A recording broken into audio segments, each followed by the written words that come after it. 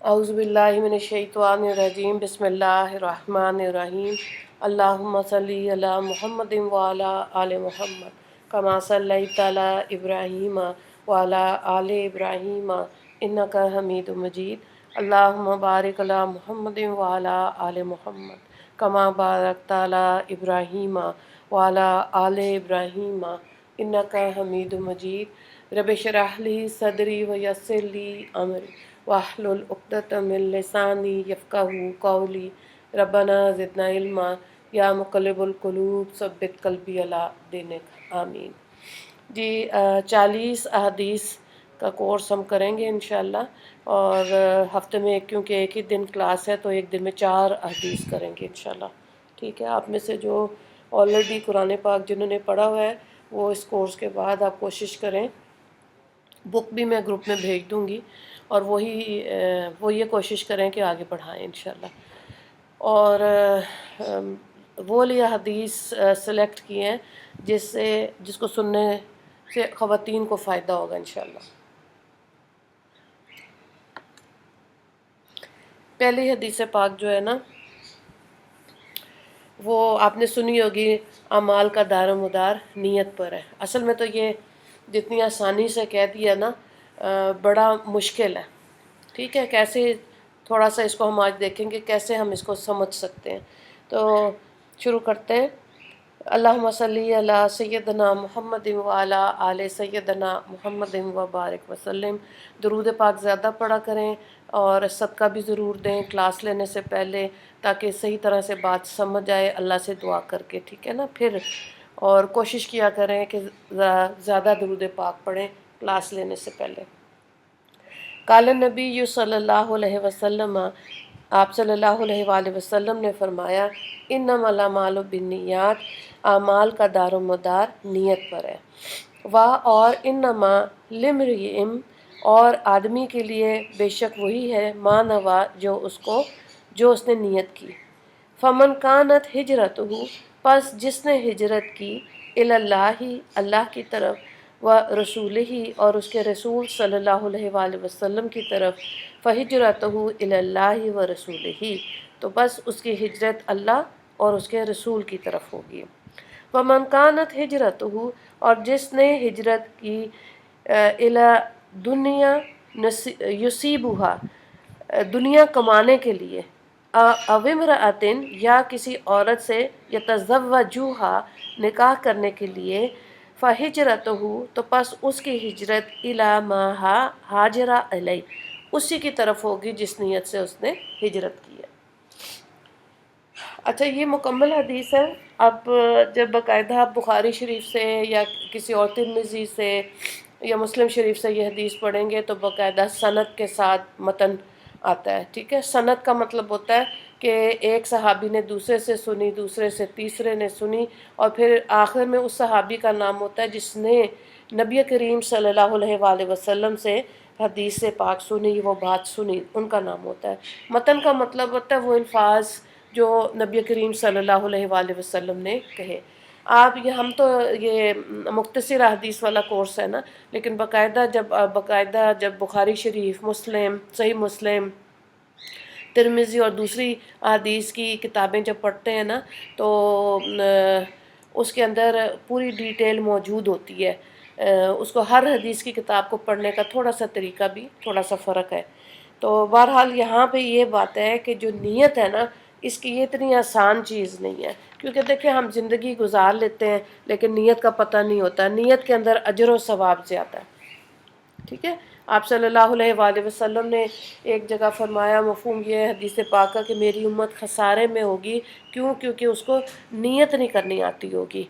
ठीक है, तो अब देखें, अगर फ़र्ज़ करें अगर कोई 10 रुपये या 20 रुपये दिए किसी गरीब को, तो अब उसमें कि पीछे क्या नीयत की। जब मैं औरतों से पूछती हूँ तो कहती है बस खैर बरकत के लिए। हालांकि देखिए, अगर साहिब निसाब हैं तो ज़ाहिर है ज़कात पहले अदा करें, सदका रोज़ दें, क्योंकि निज़ा की कैफियत में सबसे पहले जिस चीज़ की कदर कीमत का एहसास अल्लाह ताला दिलाएंगे वो सदका है। और उस वक्त इंसान कहेगा कि मुझे एक दफ़ा दुनिया में भेज दें तो मैं सदका करके आऊँ, लेकिन ज़ाहिर टाइम ख़त्म हो गया ना। फिर ये कि अल्लाह की राह में दे रहे हैं, فی سبیل اللہ کس نیت سے وہ 10 روپیہ دیا، یہ مثال دے رہی ہوں، یا زیادہ اماؤنٹ بھی دے رہے ہیں تو اس میں نیت کیا کی تھی، ٹھیک ہے، اس کا پھر ثواب ہوتا ہے۔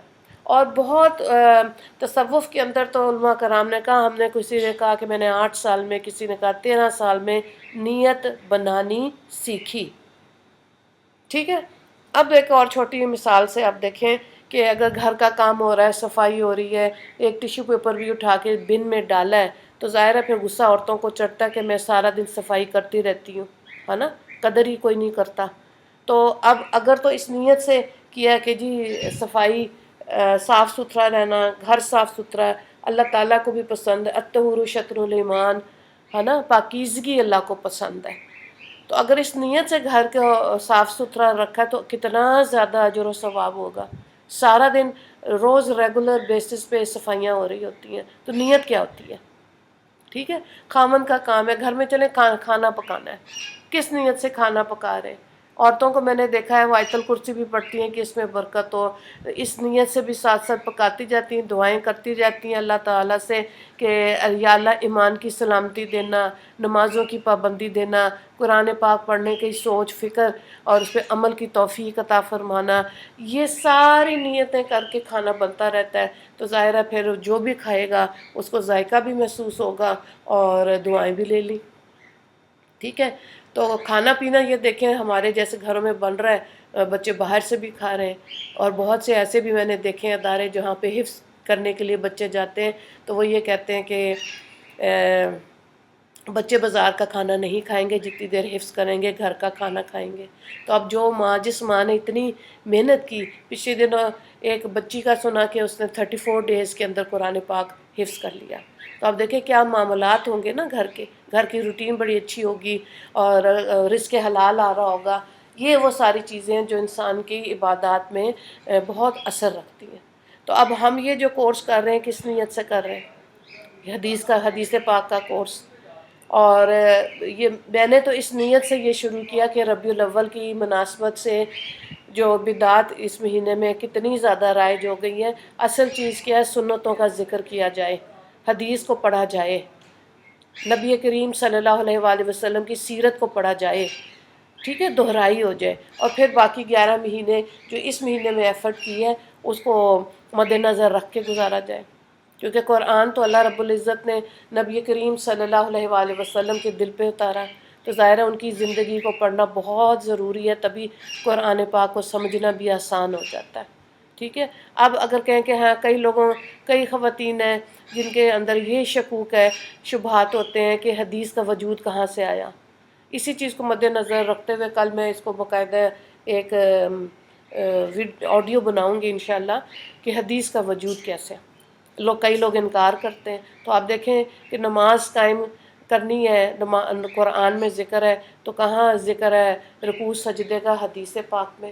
بہت سی ایسی چیزیں جو وہ جب حدیث پڑھتے ہیں تو علم مکمل ہوتا ہے، ٹھیک ہے۔ اور اگر یہ سمجھ لیا کہ بس قرآن کافی ہے، حدیث کی ضرورت نہیں ہے، تو یہ اپنی کم عقلی اور اپنے آپ کو دھوکہ دینے والی بات ہے۔ تو نیت پہ واپس آ جائیں، نیت کے اوپر جو ہے نا انسان اس کو سمجھے گا، نیکی بھی کرے گا، عبادات کرے گا، معاملات کرے گا، تو نفرتیں محبتوں میں بدل سکتی ہیں۔ کیوں؟ کیونکہ اللہ رب العزت نے جب انسان کو دنیا میں بھیجا، یہاں نفرتیں کرنے کے لیے نہیں، لڑائی جھگڑے کرنے کے لیے نہیں بھیجا، آپس میں محبت کرنے کے لیے بھیجا، اور اسپیشلی جس سے زیادہ نفرت ہوتی ہے اس کے لیے دعا کرنی چاہیے، ٹھیک ہے۔ تو نیت یہ ہونی چاہیے کہ ہم نے یہ جو ہمیں زندگی ملی ہے اس میں ہم نے اللہ اور اللہ کے نبی کو راضی کرنا ہے۔ تو راضی کرنے کے لیے تو جب تک قرآن پڑھیں گے تو سمجھ آئے گی، یہ ساری تعلیمات قرآن کے اندر واضح ہوگی کہ اللہ کو کیسے خوش کرنا ہے۔ حدیث اور سنت اور سیرت کو پڑھیں گے تو طریقہ کار پتہ چلے گا، نبی کریم صلی اللہ علیہ وآلہ وسلم نے سب چیزوں پہ عمل کیا جو اللہ کے احکامات تھے کہ اللہ کو راضی کرے۔ تبھی تو فتح مکہ کے موقع پر انہوں نے انگلی اٹھا کے آسمان کی طرف کہا کہ یا اللہ گواہ رہنا، جو ذمہ داری آپ نے مجھے دی تھی وہ پوری ہو گئی۔ اور بہت خواتین میں نے دیکھی ہیں ماشاءاللہ جو قرآن کو حفظ کرتی ہیں، 1000 احادیث، 3000 احادیث زبانی اس کی حدیث کی حافظہ ہوتی ہیں۔ تو ماشاءاللہ اللہ تعالیٰ اتنی توفیق دیتا ہے، اس کا مطلب ہے کہ اللہ رب العزت نے خواتین کو بھی اچھا حافظہ دیا ہوا ہے، اچھا ذہن دیا ہوا ہے نا۔ یہ علیحدہ بات ہے کہ وہ علم میں لگتا ہے یا سارا دن لگائی بجائی میں لگ جاتا ہے، کیسے انسان اپنی زندگی کا وقت جو ہے وہ گزارتا ہے، تو اس کا اثر اسی کی زندگی پر آئے گا نا۔ تو ہو نہیں سکتا کہ حدیث کو چھوڑ دیا جائے۔ اب دیکھیں امام بخاری نے جو صحیح بخاری لکھی، قرآن کے بعد سب سے زیادہ دنیا میں، پوری دنیا میں پڑھی جانے والی کتاب صحیح بخاری ہے، صحیح مسلم ہے، ترمذی ہے، سنن نبی داؤد ہے، سنن نسائی ہے، ابن ماجہ ہے۔ اب یہ وہ کتابیں ہیں جب مدارس میں جا کے باقاعدہ صرف اور نحو کے ساتھ، دوسری کتابوں کے ساتھ، تفاسیر کے ساتھ حدیث کو پڑھا جاتا ہے تو انسان کو لگتا ہے زندگی آسان ہے۔ اب یہ پہلی یہ حدیث جو ہے، اس کو ہر ذہن سے اس کو آپ ہر واقعے کے ساتھ ریلیٹ کر سکتے ہیں کہ نیت کیا ہے۔ قرآن پڑھنا تھا، میں عورتوں سے پوچھتی ہوں کہ کس نیت سے آپ قرآن شروع کرنے لگی ہوں، کہہ رہی ہیں کہ اس میں نا کچھ سٹوریز ہیں، کچھ قصے ہیں، کہانی ہے، وہ دیکھنی ہے کہ کیا ہے۔ تو قرآن میں پہلے 10 پاروں کے اندر معاملات ہیں، عبادات کے، کیسے زندگی کیسے گزارنی ہے۔ 10 کے درمیان کے 10 پاروں میں نبیوں کے قصے ہیں کہ انہوں نے زندگیوں میں کیسے گزارا، حضرت یونس، حضرت یوسف، حضرت صالح علیہ السلام، نبیوں کے قصے، ٹھیک۔ اور آخری میں اللہ تعالیٰ نے کہا جنت بھی ہے اور جہنم بھی ہے۔ تو حدیث پڑھ کے لگتا ہے کہ زندگی جو ہے نا بے حد آسان ہے، اور نبی کریم صلی اللہ علیہ وآلہ وسلم پوری امت کی شفاعت کریں گے۔ جب آپ صلی اللہ علیہ وآلہ وسلم دنیا سے تشریف لے کے جا رہے تھے تو کیا فرما رہے تھے؟ امتی امتی، میری امت، ہے نا۔ ہم لوگ کیا کہیں گے؟ نفسی نفسی، میری جان میری جان۔ تو بہت زیادہ یہ فرق ہے۔ اور اب آپ دیکھیں کہ جب اس دعا کا اللہم اغفر للمسلمین والمسلمات والمؤمنین والمؤمنات، زندگی کے بہت بعد کے حصے میں اس دعا کی اہمیت کا پتہ چلا کہ اللہ رب العزت یہ چاہ رہے ہیں کہ پوری امت کے اندر خیر بن جائے، پوری امت کے اندر لوگوں کے لیے خیر بن جائے۔ اللہ تعالیٰ یہ چاہتے ہیں، ہے نا۔ اس میں ہمارا میکہ بھی ہے، سسرال بھی ہے، اور پڑوسی بھی ہیں، اسٹوڈنٹس بھی ہیں، سب کے لیے خیر۔ آج بھی ایک اسٹوڈنٹ کا فون آیا تو اس نے کہا کہ میں تجوید پڑھا رہی ہوں، اور ایسے نا تم آپ نے شروع کرائی، مجھے یاد بھی نہیں ہے کہ کب شروع کرائی۔ اب ایسے ہی بعض دفعہ خواتین ملتی ہیں تو وہ بتاتی ہیں کہ جی 15 سال پہلے آپ نے کہا تھا کہ یہ کام ایسے کرو۔ کہتی تو ہوں میں اس لیے کہ دین کی نسبت سے سیکھنے کے بعد اپنے ایریے میں، اپنے علاقے میں، اپنے حصے حلقے کی خواتین میں ان کو تجوید، تفسیر، فقہ، حدیث، جو بھی آپ کو لگتا ہے کہ آپ کو آتا ہے، سیرت ہے، اکٹھے بیٹھ کے پڑھیں، انسان سیکھتا ہے، ٹھیک ہے۔ اور پھر نیت کو خالص کرتے جائیں۔ اب دیکھیں بخاری کی حدیث پاک ہے کہ جب علم عالم کو جہنم میں ڈالا جائے گا، آگ تیز ہو جائے گی۔ جب پہلی دفعہ میں نے یہ حدیث پاک سنی تو مجھے حیرت ہوئی کہ علم والا بھی جہنم میں ڈال دیا جائے گا۔ کیوں؟ نیت کیا تھی؟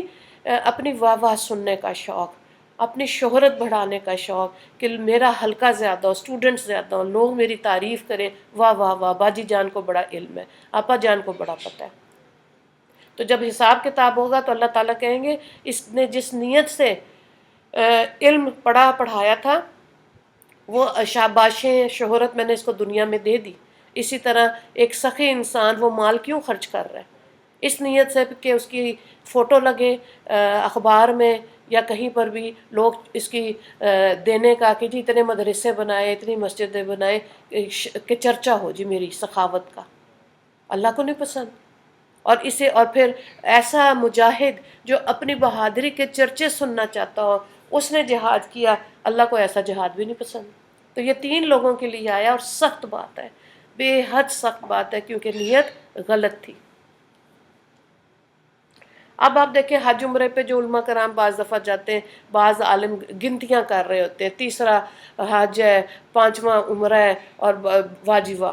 حالانکہ جو ہماری سراؤنڈنگس میں اگر بہو ہے یا ایسے خاندان ہیں جن کے اندر تقوی ہے، آپ کبھی کہہ دیں کہ جی ہاں آپ عمرہ کر رہے ہیں، ہے نا، اپنے پیسے سے کسی اور کو کوشش کریں کہ ان کی آنکھیں اللہ کا گھر دیکھیں اور کمائی آپ کی ہو۔ کبھی کبھی ایسے بھی کر لینا چاہیے اگر اللہ نے مال پیسہ زیادہ دیا تو۔ ہے نا. باقی تو یہ جو ہماری عبادات ہیں اس کے اندر ہماری نیت کیا ہے. ورنہ تو آپ دیکھیں ڈاکٹر اسرار نے بھی کہا کہ اگر آپ نے اس نیت سے سجدہ تھوڑی دیر لمبا کر لیا کہ آپ کے دائیں بائیں لوگ بیٹھے ہوئے اور آپ کے سجدے کی لمبائی سے وہ کہے واہ جی واہ اتنے لمبے لمبے سجدے واہ واہ واہ، تو وہ بھی شرک خفی ہو گیا. اللہ کو نہیں دیا، اپنی واہ واہ سننے کے لیے کہ نماز میں ایسے پڑھتی ہوں، سجدہ میں ایسے کرتی ہوں، اور واہ جی واہ میرے طریقہ عبادت. یہاں پھر انسان خسارے میں آ جائے گا. دیکھیں کتنی باریکی ہے نا، کتنی زیادہ باریکی ہے. اسی لیے نیت کا خالص ہونا، اخلاص میں ہونا بہت ضروری ہے. یہ اللہ سے مانگنا پڑتا ہے جیسے اللہ کی محبت اور ہدایت مانگنی پڑتی ہے. اور عورت ہونے کی نسبت سے تو جتنا کام ڈھکے چھپے ہو جائے نا وہی بہتر ہوتا ہے کہ نیت اتنی خالص ہو جائے. اور آپ سورہ البقرہ میں دیکھیں، اور میں نے اس کو ہر چیز پہ دیکھا، اسی ترتیب سے واقعے میں ہمارے معاملات چل رہے ہوتے ہیں. وہاں صورت میں تو پہلے پارے میں کیا ہے، صدقے کی اہمیت، کہ انسان کی اتنی اہمیت ہے صدقے کی، اور انسان کا دل نہیں چاہتا پیسہ روپیہ پیسہ یا کوئی چیز صدقے کے طور پہ دینا. دوسرے پارے میں آتا ہے کہ جب انسان دیتا ہے تو دکھاوے کے طور پہ دیتا ہے کہ دو چار لوگوں کو پتہ ہو. تیسرا ہوتا ہے، تیسرے پارے میں سورہ البقرہ مکمل ہو رہی ہے، اور وہاں پر آ کے یہ بات ہے کہ انسان دے صرف اللہ کو پتہ ہو بس. اس چیز کو نا، یہ مزاج، یہ جو سیڑھی ہے نا، اس کو میں نے زندگی میں ہر معاملے میں دیکھا ہے. واقعی میں ہم ایسے ہی کرتے ہیں. پڑھنا مشکل لگتا ہے، پھر پڑھنا آ جائے تو اس کے بعد روپیہ پیسہ ہے دینا مشکل لگتا ہے. پھر اگر آ جائے تو دکھاوے کے طور پہ اللہ کی خاطر کس کو کیا. جیسے مدارس میں جو بچے پڑھ رہے ہیں، سب سے بہترین چیز ہے کہ ان کو آپ اس نیت سے پیسہ دیں کہ وہ ان کی تعلیم مکمل ہو جائے. کتابیں مہنگی 3,000 کے قریب کم از کم مدرسے کی فیس ہے. اس کے بعد پھر آپ دیکھیں کہ جو وہ پڑھے گا وہ آپ کے لیے صدقہ جاریہ. کتنی اعلیٰ بات ہے. ایسے بچے کا تیل کنگھی پانی لباس، ہے نا، کیونکہ وہ تو بہت انہماک سے اپنی تعلیم پہ 6 سال خواتین توجہ دے رہی ہوتی ہے، تو ایسی بچیوں پہ صرف کرنا چاہیے. پھر اگر آپ دیکھیں رمضان کے روزے ہیں، تو جیسے میں اپنی والدہ کو دیکھتی تھی کہ جب ان کو ڈائبٹیز اور بلڈ پریشر تھا تو روزے نہیں رکھ سکتی تھیں، لیکن وہ اتنے شوق انہماک سے سحری اور افطاری بناتی تھیں کہ مجھے آج بھی یہ آنکھوں کے آگے آتا ہے. لیکن اس وقت یہ نکتہ نہیں پتہ تھا کہ کس اجر ثواب کے لیے وہ سحری بناتی تھی کہ میرے میاں بچے کھائیں گے مجھے ثواب ملے گا، افطاری ہوگی مجھے اس کا اجر و ثواب ملے گا، ہے نا. یہاں تو ہم بچوں کو کہہ دیں بیٹے آج آپ کی یہ باری ہے، آپ نے یہ پکانا ہے، سحری میں میری مدد کرو، تو بچیوں کو غصہ آتا ہے ہم پڑھ رہے ہیں.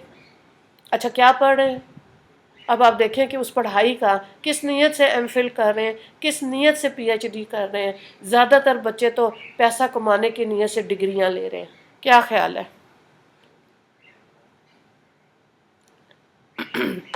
پیسہ کمانا بری بات نہیں ہے، بہت مسلمانوں کے لیے تو میرا دل کرتا ہے بہت اچھا کمائیں، لیکن یہ کہ خرچ کرنے کی تمیز سیکھنی ہے ہم نے.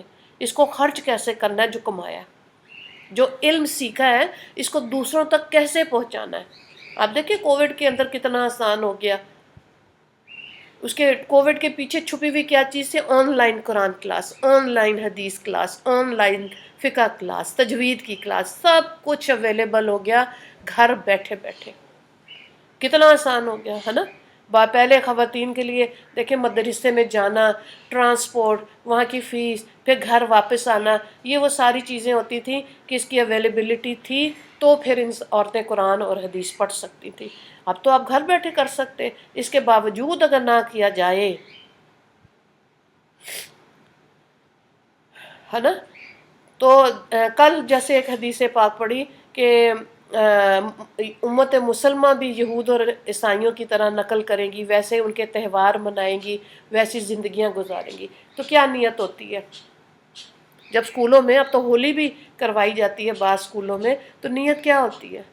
پیرنٹس کیوں یہ ساری چیزیں کرنے کے لیے روپیہ پیسہ دے رہے ہوتے ہیں؟ کیوں نہیں اسکول سسٹم سے جا کے بات کی جاتی؟ سالگرہ کیوں منائی جاتی ہے؟ چھوٹے چھوٹے بچوں کو پری اسکول میں ان کی سالگرہ ہو رہی ہے. یہ عیسائیوں کا تہوار ہے، ٹھیک ہے. منع کرنا چاہیے. اور آپ کو پتہ ہے کہ وہ منع ہے ہمارے کہ گل یعنی کہ دیا یا کوئی بھی چیز کو پھونک مار کے بجھانا منع ہے. لیکن جب اگر ان چیزوں کا احساس نہیں ہوگا کہ ہم کیا کر رہے ہیں،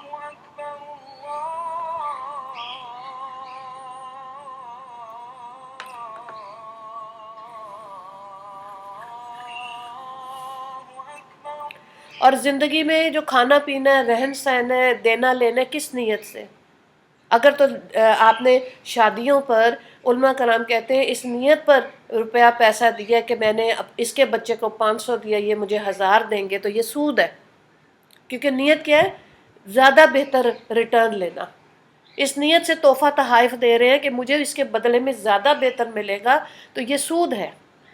اب آپ دیکھیں کہ گھروں میں تو رواج ہے، اس نے کتنا دیا، اس نے کتنا دیا، لکھا ہوا ہوتا ہے، ڈائریاں بھری ہوتی ہیں، ہے نا؟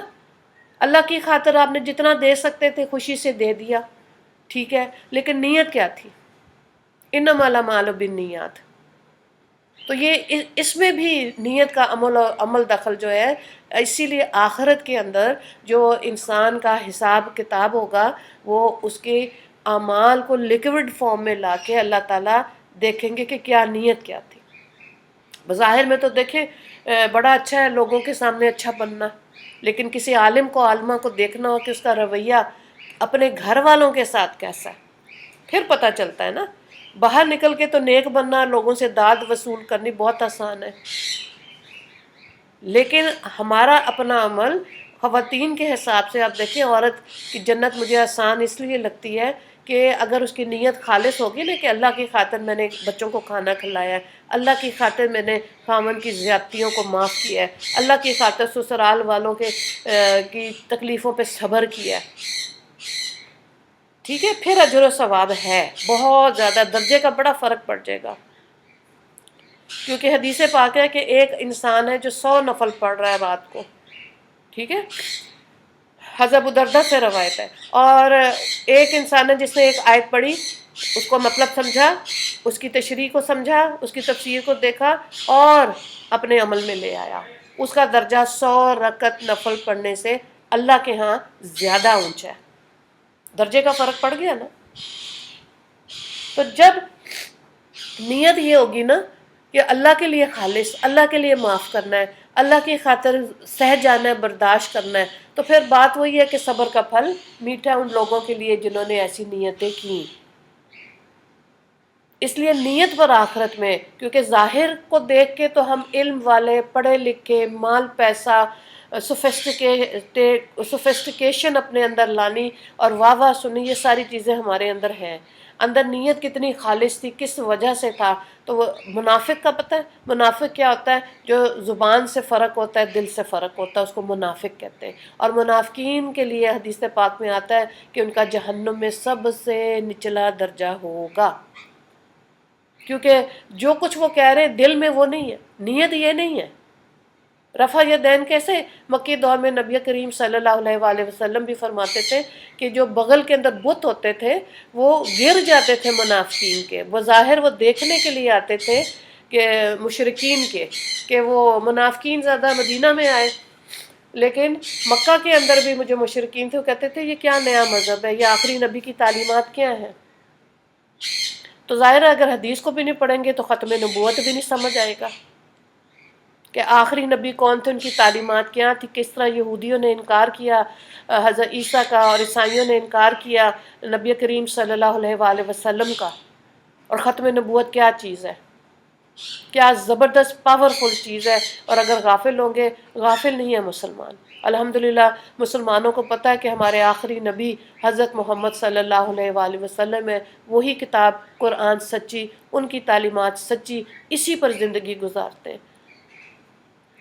زیادہ تر مسلمانوں کی بات آ رہی ہے، ٹھیک ہے. اب قرآن کا بھی آپ دیکھیں کہ کتنی جگہ اللہ تعالیٰ کہتے ہیں یا ایھا الذین آمنو، اللہ تعالیٰ صرف ایمان والوں سے بات کر رہے ہیں. بہت سی جگہ اللہ تعالیٰ نے کہا یا ایھا الناس، اے لوگو، سب سے بات کر رہے ہیں.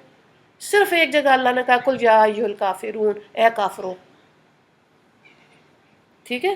تو جس طرح قرآن میں شان نزول ہوتا ہے، ٹھیک ہے، کوئی خاص واقعے کی وجہ سے آیت یا صورت نازل ہوتی ہے، ہر صورت کا، ہر آیت کا شان نزول نہیں ہوتا۔ اسی طرح حدیث میں شان ورود ہوتا ہے۔ جیسے ایک آدمی، ابھی جو میں نے حدیث پاک پڑھی ہے، جب نبی کریم صلی اللہ علیہ وآلہ وسلم موجود ہیں اور وہ حکم دے رہے ہیں تو وہ فرضیت کے میں چلا جاتا ہے، وہ حکم اس کام کو کرنا ہوتا ہے، وہ فرض ہو جاتا ہے، کیونکہ نبی خود موجود ہے نا، اور وہ کہہ رہے ہیں ایسا کرو۔ تو انہوں نے، آپ صلی اللہ علیہ وآلہ وسلم نے اللہ کے حکم سے کہا کہ ہجرت کرو، مدینہ کی طرف چلو، ٹھیک ہے؟ تو زیادہ تر لوگوں نے کیا کی، اللہ اور اللہ کا حکم ہے، اب مدینہ کی طرف چلو۔ ایک آدمی تھا جو جس عورت سے اس نے نکاح کرنا تھا، تو وہ چلا گیا مدینہ، اس نیت سے اس نے مائیگریٹ کیا کہ میں وہاں جاؤں گا، اس عورت سے ملوں گا، اس سے شادی کروں گا، تو میں اس نیت سے چلا جاتا ہوں۔ تو نیت کا فرق پڑ گیا ہے نا، جا تو مدینہ ہی رہا ہے، تو نیت کرتا کہ میں وہاں جا کے اللہ اور اللہ کے نبی کی تعلیمات کو سنوں گا اور اس کو پھیلانے کی، اس وقت تو اسلام پھیل رہا تھا، تو نیت غلط تھی، اجر سے محروم رہ گیا۔ بہت سے لوگ ہیں جو باہر کمانے اس لیے اس نیت سے جاتے ہیں باہر کے ملکوں میں کہ وہاں جائیں گے، گرین کارڈ یا ان کی نیشنلٹی ملے گی، پیسہ کمائیں گے، بس اس سے اگر آگے نیت نہیں سمجھ آتی۔ پچھلے دنوں میرے میاں کے ایک دوست نے کہا کہ کیا رکھا ہے پاکستان میں، باہر جاؤ، محنت کرو، پیسہ ملتا ہے، آرام سکون سے رہو۔ تو سکون تو اللہ کی بندیوں جنت کی چیز ہے، دنیا میں مشقت ہی مشقت ہے۔ وہ جو سانس سیدھے ہوں گے نا، سکون ملے گا، وہ آخرت کی چیز ہے۔ دنیا میں جو اللہ کے احکامات کو مانتے ہوئے زندگیاں گزاری ہیں اور جس کو دل کا سکون مل گیا، امیر غریب کی بات نہیں، دل کا سکون، اس کا مطلب ہے جو نیکیاں کی ہیں اس میں نیتیں ٹھیک تھی۔ اس لیے جو بچے باہر جاتے ہیں اور اس نیت سے کہ ہم باہر جا کے پیسہ کمائیں گے، منع ہے۔ ہاں، پیسہ بھی کمائیں اور وہاں جا کے مسجدیں بنائیں، اسلام کی ترویج کریں، اسلام کو پھیلائیں، یہ بھی کام کریں، پھر بہت اعلیٰ، نور علی نور کی بات ہے پھر، ٹھیک ہے نا؟ آپ اس چیز کو ضرور سوچیں، کیا زیادہ پیسہ ہمیں خوشی دے سکتا ہے؟ تو پھر فرعون تو سب سے زیادہ خوشحال ہونا چاہیے تھا نا، کیونکہ اس کے پاس تو بہت پیسہ تھا، قارون کے پاس بہت پیسہ تھا، نمرود کے پاس بہت پیسہ تھا، تو انہوں نے کیسے اس پیسے کو یوٹیلائز کیا؟ بیڑا ہی غرق ہو گیا۔ قارون کے لیے تو آئے کہ فزکس کا جو لا ہے نا، لا میں بھول گئی ہوں، وہ لا نے پروف کر دیا کہ اگر کوئی چیز آپ زمین میں ڈالیں تو کیا وہ نیچے کی طرف دھستی چلی جاتی ہے۔ اس کا اتنا خزانہ تھا قارون کا، اور وہ زمین میں قیامت تک دھستا ہی چلا جائے گا۔ یہ تو دنیا کی سزا ہے۔ دنیا میں اگر کوئی مشکل پریشانی آ رہی ہے اور اس پر اللہ کی یاد دہانی آ رہی ہے، گھاٹے کا سودا نہیں ہے۔ بہت دفعہ میں سوچتی تھی مشکل پریشانیوں سے انسان کیسے اس میں نا پرستہ ہو جاتا ہے نا، لیکن پھر اللہ نے، جب آپ اللہ سے کوئی بھی سوال کریں نا کیوں اور کیسے، تو ذرا سوچ سمجھ کے کریں کہ یا اللہ میں خیر اور عافیت سے سمجھا دیں اس کا کیا مطلب ہے، تو اللہ تعالیٰ سمجھا دیں گے۔ اور واقعی میں اگر اللہ ہمیں پریشانیاں یا دکھ یا تکلیف نہ دیتا تو پھر ہم بھی فرعون کے ہی خاندان سے تھے۔ اتنی سختی، تکبر، حسد، بغض، خاص طور سے میاں بیوی کے اندر اتنا زیادہ ہوتا ہے، محنتیں کر رہی ہوتی ہیں اور رو رہی ہوتی ہیں، ٹھیک ہے؟ تو نیت کو سمجھنا بہت ضروری ہے۔ بچوں کو اسکول، جو بیٹیوں کو اسکول میں تعلیم دے رہی، ایک بچی یونیورسٹی جا رہی، تو میں نے پوچھا کہ اچھا آپ کے کیا سبجیکٹس ہیں، کون سی کلاس ہے؟ تو اس کی والدہ کہنے لگیں کہ بھابھی ایک بندے کی کمائی سے سارا گھر کیسے چل سکتا ہے؟ تو میں نے کہا آپ اس لیے پڑھا رہی ہیں اس کو، اس نیت سے آپ اس کو پڑھا رہی ہیں کہ یہ نوکری کرے گی؟ کہتی تو اور کیا؟ میں کہا استغفر اللہ، یعنی کہ اللہ نے وہ بوجھ بیٹیوں پہ نہیں ڈالا جو ماں باپ بیٹیوں پہ ڈال دیتے، کہ اس نیت سے تم علم حاصل کرو کہ تم کما کے لاؤ گی اور چلے گا۔ اور کتنے مدارس میں دیکھ کے حیران ہو جاتی تھی، علماء کرام کما رہے ہیں، عورتیں گھر سنبھال رہی، پوری کی پوری مینجمنٹ ہے، ہوم مینجمنٹ، تو گھر میں خوشی تھی۔ روپیہ پیسہ زیادہ ہے یا کم ہے، اس کا تو ذکر ہی کوئی نہیں ہے، بات کس کی ہو رہی ہے؟ خوشی کی۔ کتنا گھاٹے کا سودا ہے نا کہ ایک زندگی ملی، اس میں 40-50 سال ملی، خوش ہونا آیا ہی نہیں۔ محبتیں پھیلانا آیا ہی نہیں، تو نفرتیں کر کے چلے جائیں گے، بس بری بات ہے۔ نفرتیں ہوتی ہیں، اب دیکھیں یہ روحانی بیماری ہیں، اسی پہ اگر ہم نے فائٹ کرنا ہو، اپنے غصے پہ، اپنے حسد پہ، کم از کم 3 سال۔ اب اگر انٹینسٹی آف حسد اور غصہ، بغض، جھوٹ زیادہ ہے تو ظاہر ہے 3 کے بجائے 13 سال لگ جائیں گے۔ تو جو انسان اپنے آپ کو ہی نہیں ٹھیک کر سکا، وہ دوسرے کے لیے کیا خیر بنے گا، کیا رحمت بنے گا، ہے نا؟ وہ بالے جان ہی بنے گا نا۔ تو نیت کا ٹھیک ہونا، آپ گھر میں مہمان آئے ہیں، ان کی تواضع کیسے کرنی ہے، یہ بہو بیٹیوں کو بتائیں، اپنے عمل سے خود کر کے دکھائیں۔ ایک کام چھوڑا دوسرا کریں، دوسرا تیسرا، گھر کے ساتھ ساتھ ساتھ ساتھ، تو اب آپ دیکھیں کتنا اونچا درجہ مل جائے گا، ہے نا؟ نبی کریم صلی اللہ علیہ وآلہ وسلم کی بیٹی حضرت فاطمہ آئیں کہ ابا جان مجھے ایک ملازم دے دیجئے، میں تھک جاتی ہوں۔ تو آپ صلی اللہ علیہ وآلہ وسلم نے فرمایا ملازم چاہیے یا ملازم سے بہتر چیز چاہیے؟ ہاتھوں میں چھالے پڑے ہوئے چکی چلا چلا کے، تو انہوں نے یہ الفاظ دیے تھے، یا اول الاولین و یا آخر الآخرین و یا ذی القوۃ المتین و یا رحم المساکین و یا ارحم الراحمین۔ ہے نا؟ ہم اپنی بیٹیوں سے ایسے باتیں کرتے کہ ان کو حوصلہ ملے، ہمت ملے، کیونکہ قسمت تو کوئی نہیں ہے، ہر کوئی دیکھ بھال کر ہی رشتے ناطے کر سکتا ہے، کرتا بھی ہے۔ قسمت کوئی بھی ماں باپ نہیں بدل سکتا، یہ اللہ کے اختیار میں ہے۔ اور کہاں اللہ نے حضرت فاطمہ کو تمام اس امت کی عورتوں کی، اور اتنی لائق فائق عورتیں ہیں جو میں بیٹھتی ہوں عورتوں میں، ماشاءاللہ اتنا حسن زن، اتنا اچھا علم والیاں، سب کی سردار کون ہوں گی؟ حضرت فاطمہ رضی اللہ تعالیٰ عنہا۔ کتنی زبردست بات ہے نا، کیا رتبے اللہ نے دیے صبر پہ۔ تو اللہ کی خاطر وہ زندگیاں گزاری نا۔ تو پڑھنے کا مقصد کہنے کا بھی یہ کہ اس طرح کا ذکر تذکرے پڑھیں حدیث کو، اور پھر اپنی بیٹیوں کو، بہوؤں کو، اپنی بھانجیوں کو، بھتیجیوں کو کہیں کہ بیٹا آپ خود پڑھ لیں۔ اب تو اتنی اویلیبلٹی، آپ یوٹیوب کھول لیں، فیس بک کھول لیں، کہیں سر بھی مل سکتا ہے، لیکن ظاہر ہے جو استاد سے علم حاصل کیا جاتا ہے اس میں اثر ہوتا ہے۔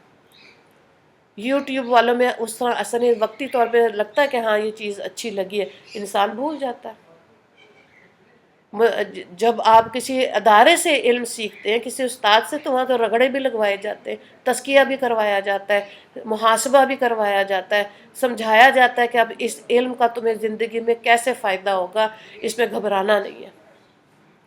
ٹھیک ہے؟ تو علم جو ہے، یہ نیت کی جو بات ہے نا، اس میں دیکھیں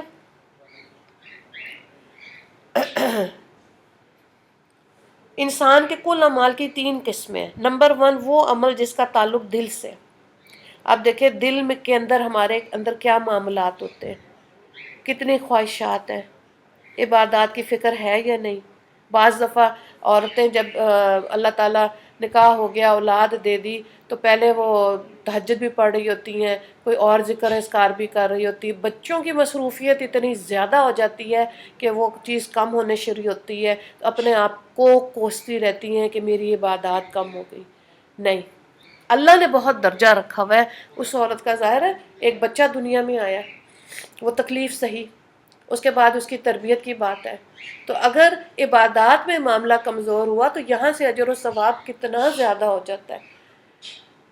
بیٹا ہے یا بیٹی ہے، عورت نے خود حفظ کیا ہوا ہے، تو آپ دیکھیں ان کے بچے زیادہ جلدی حافظ بن جاتے ہیں، حافظہ بن جاتے ہیں، کیونکہ ماں نے آلریڈی اتنی محنت کی ہوتی ہے، اس کا اثر، اس کا دودھ پلانا بچے کو، اس کی گفتگو، اس کا رہن سہن، اس کا ہر چیز کے معاملے میں حوصلہ دینا، یہ وہ چیز ہے جو عبادات سے اوپر چلی جاتی ہے۔ جب نہیں سمجھ آتی تو پھر روتے رہتے ہیں، ہائے میری نماز وقت پہ ادا کریں، ہاں نفل نہیں پڑھ سکتے تو آپ فرائض کی طرف آئیں۔ ٹھیک ہے؟ ہر نماز کا فرض اور عشاء کا وتر، تو کم از کم اتنا تو پڑھے نا۔ بس باقی بہت زیادہ خواتین کہتی ہیں ہائے میری اتنی عبادت رہ گئی، میرا اتنی دفعہ یہ رہ گیا پڑھنا، اتنا یہ رہ گیا۔ تو یہ وظیفے وغیرہ جو ہے نا، یہ سب ادھر کے ہیں، انڈیا، پاکستان، بنگلہ دیش کی بات ہے۔ آپ دیکھیں سعودی عرب میں کوئی وظیفے نہیں پڑھتا، وہاں قرآن پڑھا جاتا ہے زیادہ۔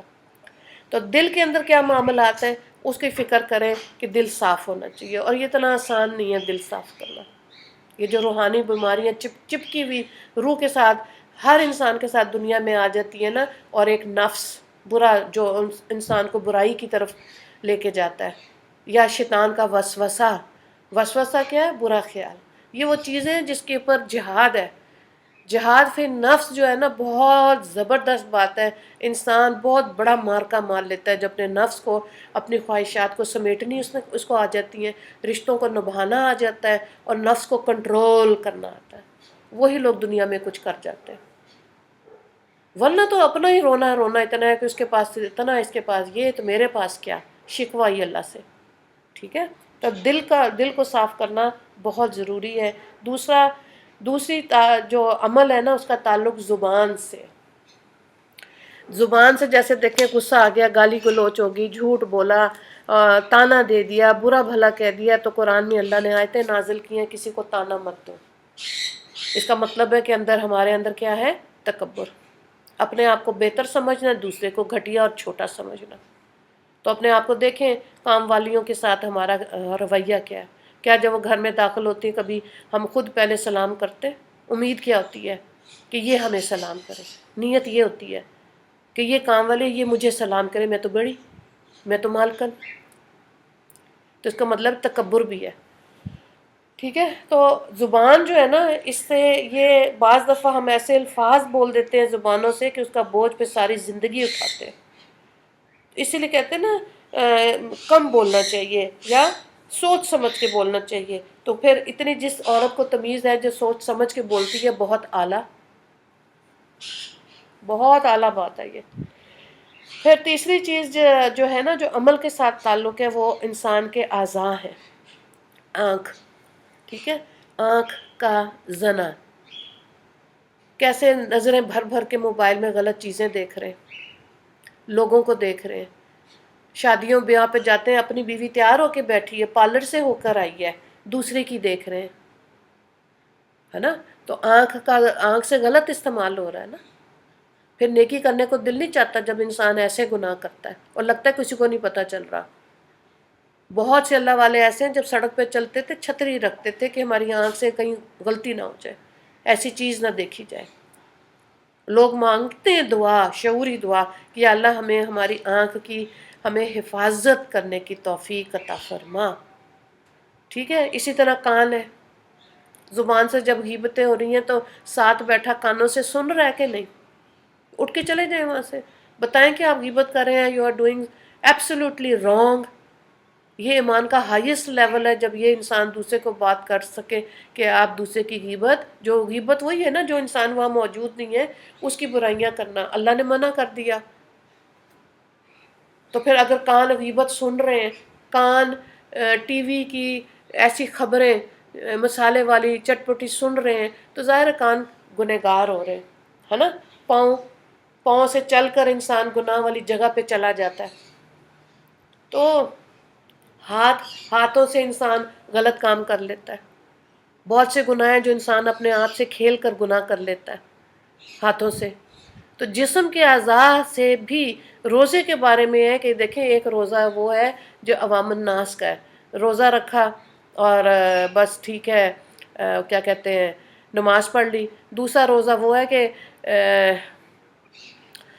روزہ بھی رکھا، عبادت بھی کی اور عبادت بھی کی. اور تیسرا روزہ جو ہے وہ عارفین کا ہے. یہ لوگ روزہ بھی رکھتے ہیں، عبادت بھی کرتے ہیں، اپنے جسم کے اعضاء کو بھی محفوظ رکھتے ہیں کہ سارا دن کوئی گناہ نہ ہو جائے، اسپیشلی زبان. ٹھیک ہے. تو ظاہر ہے پھر درجے کا فرق پڑ جائے گا نا، بہت فرق پڑ جائے گا. اللہ تعالیٰ نے 100 جنتیں بنائی ہیں اور ہر 2 جنت کے بعد اتنا فاصلہ جتنا آسمان اور زمین میں فاصلہ ہے. اس کے بعد پھر اگلی 2 جنتیں، پھر فاصلہ، پھر 2 جنتیں، پھر فاصلہ. تو اب لوسٹ لیول آف جنہ مل رہی ہو اگر ہمیں، اور ہماری کام والی کو اوپر والا درجہ مل رہا ہو، اس نے صبر کیا، گھر میں چیزیں تھیں وہ دیکھ رہی ہوتی ہے، مانگتی نہیں ہے. یہ وہ چیزیں جو انسان نے محاسبہ خود کرنا اپنے آپ کا کہ ہم سے غلطی تو نہیں ہو رہی. تو کس نیت پہ ہم نے کام والی رکھی، 1 رکھی، 2 رکھی، کیا نیت تھی. سارے کاموں کے لیے نیت کو ٹٹولنا بہت ضروری ہے، پھر یہ اجر و ثواب زیادہ ہوگا. اگلی حدیث پاک کو دیکھیں. الدعاء المخ العبادہ، دعا عبادت کا مغز ہے. اچھا، تمام عبادات کا مقصد یہ ہے کہ انسان میں عاجزی آئے. ٹھیک ہے. اللہ تعالیٰ نے کبر کو اپنے لیے رکھا، عاجزی کو اس مخلوق انسان کے لیے رکھا. دوسری حدیث ہم دیکھ رہے ہیں. اور اللہ تعالیٰ یہ چاہتے ہیں کہ انسان، یہ بھی جس طرح انسان نے نیت سیکھنی ہے نا کہ ہر کام میں نیت کیا ہے، اسی طرح سے انسان نے عاجزی کو سیکھنا ہے. یہ آٹومیٹکلی کسی تعویذ سے، کسی ایک وظیفے سے انسان کے اندر ٹرانسفر نہیں ہو سکتی. یہ جو ہمارے معاملات ہوتے ہیں نا بزرگوں سے، بہن بھائیوں سے، نوکروں سے، پڑوسیوں سے، دائیں بائیں جو بھی پبلک ڈیلنگ میں بھی چیز ہے، جیسے کہ قطار بنائیں اور پھر اپنی باری کا انتظار کریں، یا کوئی بھی معاملہ پبلک میں ہے، اس میں ہمارا رویہ کیا ہے. ٹھیک ہے.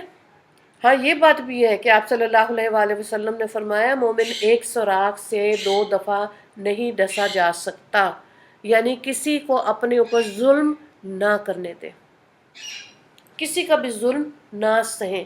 مزاج جب پتہ چل جاتا ہے نا کسی بندے کے مزاج میں شرارت ہے، وہ تنگ کرتا ہے یا کرتی ہے، تو اب اپنا آپ کو دیکھیں کہ اپنے آپ کو اس سے بچا لیں. یہ کوئی عاجزی نہیں ہے کہ کسی نے ایک بات کی تو آپ سنیں جی جی ہاں جی، اور کہہ ہی نہیں رہے کہ آپ غلط بول رہے ہیں، آپ جھوٹ بول رہے ہیں. کوئی فنکشن ہے جو اللہ کے حکموں کے خلاف مرتب کیا گیا، مت جائیں. اتنا حوصلہ ہونا چاہیے. یہ کوئی بات نہیں ہوتی کہ سارے کر رہے ہیں ہم نے کر لیا تو کیا ہوا. جن بچوں کی شادیوں پہ تصویریں نہیں کھینچی جاتی وہی زیادہ خوشحال ہوتے ہیں. اللہ ماشاء اللہ کہ اب شادیوں پہ جائیں تو ڈرون ہی گھوم رہے ہوتے ہیں، ایلبم اتنی بڑی بڑی، اس کی بھی اس کی بھی، پتہ نہیں کس کس کی تصویریں ہوتی ہیں، ضرورت ہی نہیں ہے. ٹھیک ہے.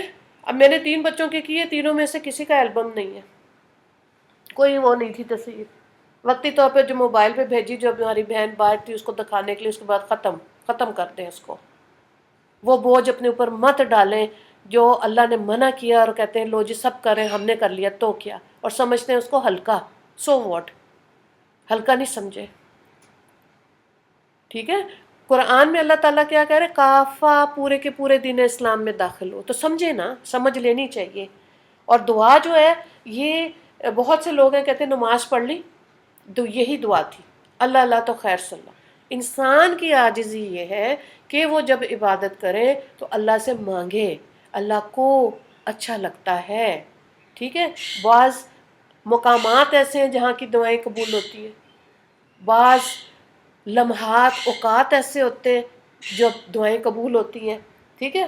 جگہ جیسے آپ دیکھیں مسجد کے اندر دعا قبول ہوتی ہے. آپ مدینہ جائیں عمرہ کرنے، حج کرنے، عرفات کا میدان ہے، مزدلفہ کا میدان ہے، مدینہ شریف ہے، اور مکہ میں ہے، عمرہ کیا آپ نے اور دعائیں مانگ رہے ہیں ان جگہوں کی، باب رحمت ہے. یہ وہ ساری جگہیں جہاں پہ جب آپ پریزنٹ ہے نا تو دعا قبول ہو رہی ہے، پکی بات ہے.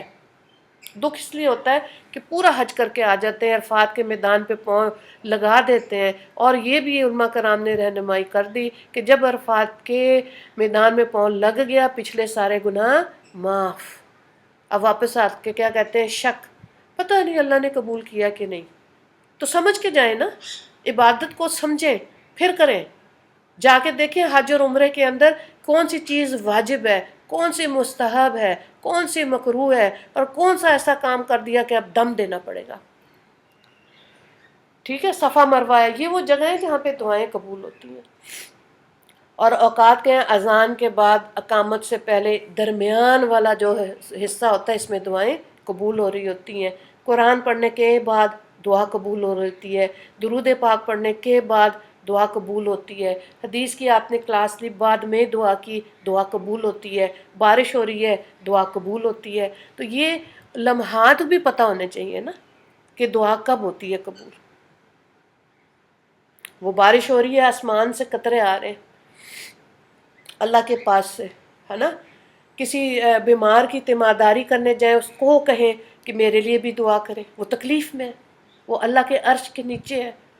بعض تو بیمار لوگ کہتے ہیں کہ بس علاج کرانے کی ضرورت نہیں ہے. بری بات، علاج کرائیں اور بیماروں سے ملا کریں جا کے.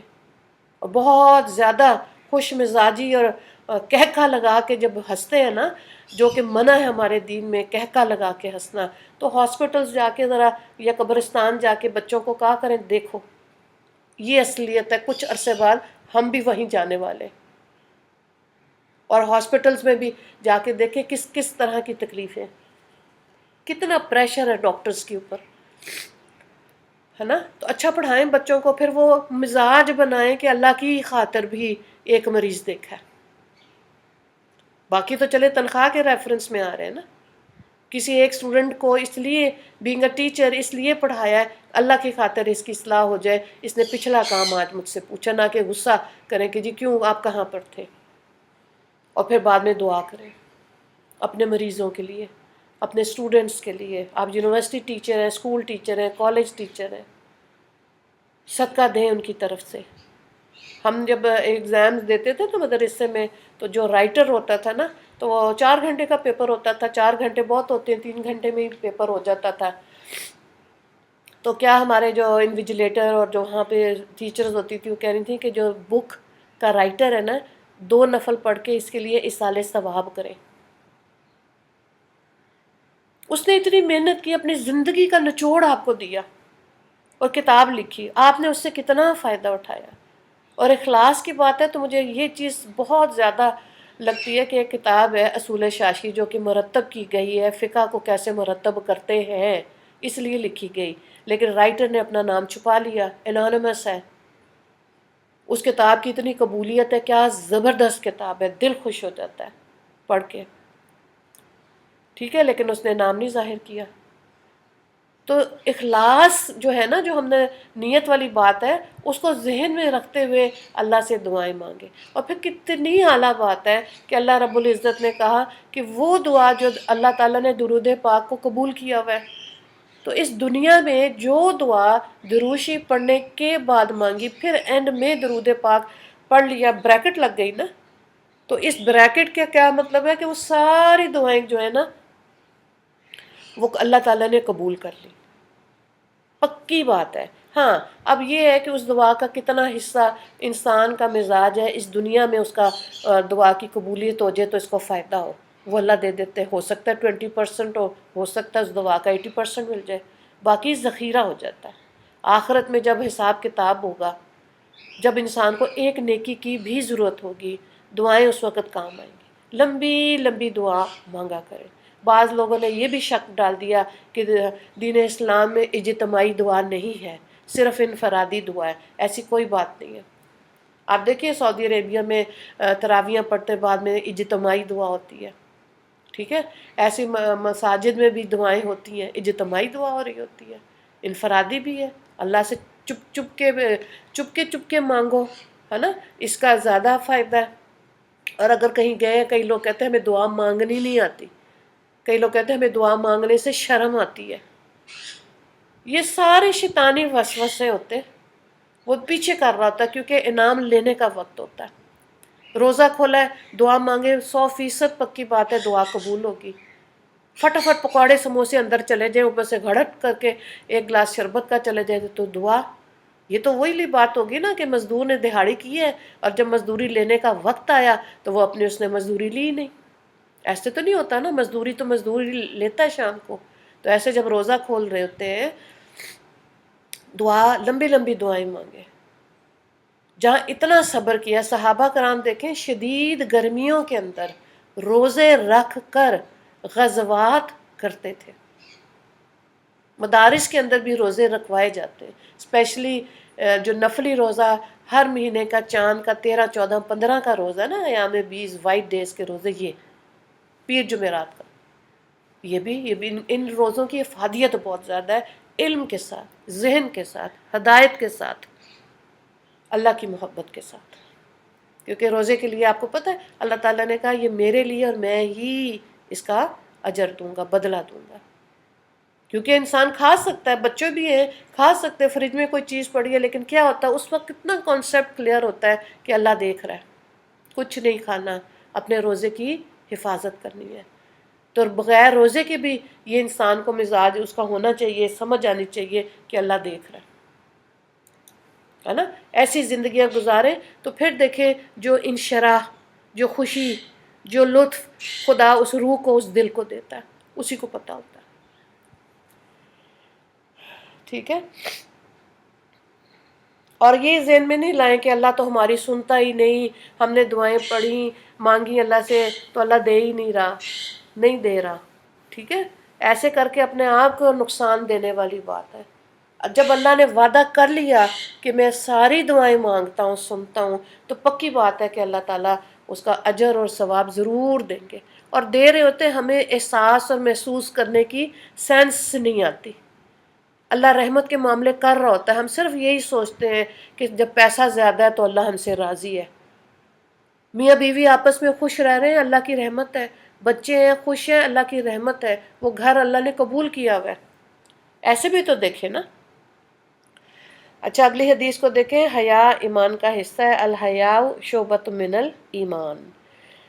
اور اس کی تشریح میں آتا ہے کہ حیا کی تعریف میں ابو علی دقاق رحم اللہ فرماتے ہیں کہ یہ اس کیفیت کا نام ہے جو آقا کے سامنے درخواست و طلب سے آدمی کو باز رکھے. حضرت جنید بغدادی رحم اللہ سے کسی نے حیا کے بارے میں سوال کیا تو فرمایا کہ اللہ کی بے شمار نعمتوں اور اپنی کوتاہیوں کو دیکھ کر نفس میں جو حالت پیدا ہو اس کو حیا کہتے ہیں.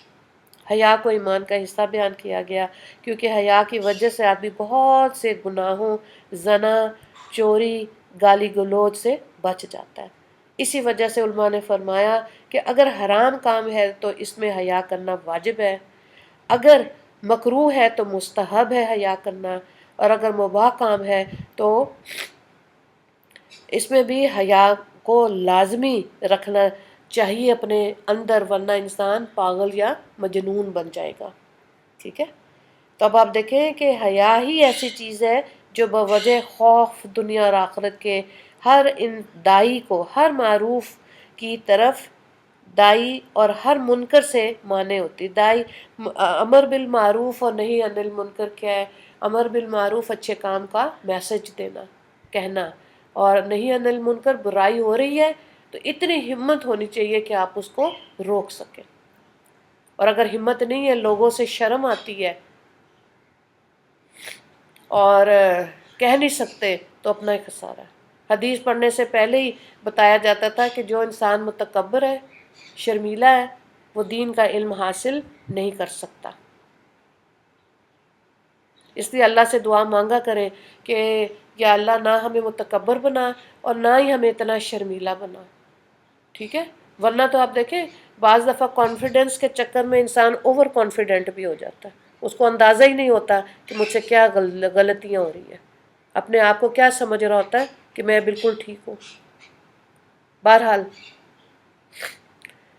کہنے کا مطلب یہ ہے کہ حیا جو ہے نا یہ ایسی چیز ہے کہ نبی کریم سب سے زیادہ حیا والے تھے.